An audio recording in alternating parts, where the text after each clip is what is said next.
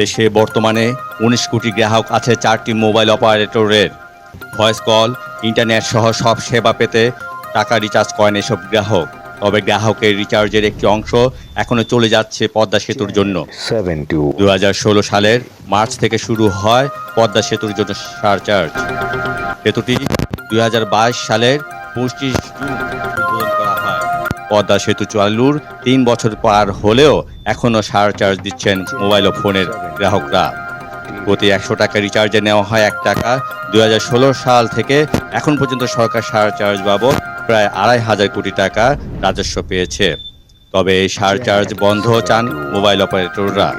আগামী বাজেটে এটি তুলে নেওয়ার আহ্বান তাদের। তবে সরকারের পক্ষ থেকে বলা হচ্ছে এই খাতে কোনো প্রকার ভর্তুকি দিতে রাজি নয় সরকার। সারচার্জের যৌক্তিকতা নিয়েও ভাববে তারা।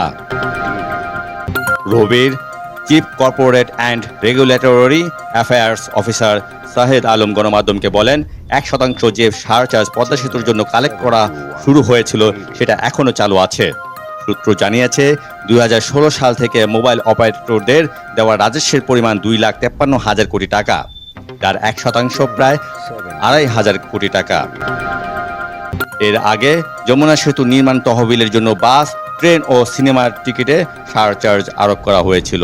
প্রকল্প বাস্তবায়ন শেষে যা তুলে নেওয়া হয়। চলমান সারচার্জ তুলে নেওয়া ও টেলিকম খাতের কর কমানোর আহ্বান জানিয়েছেন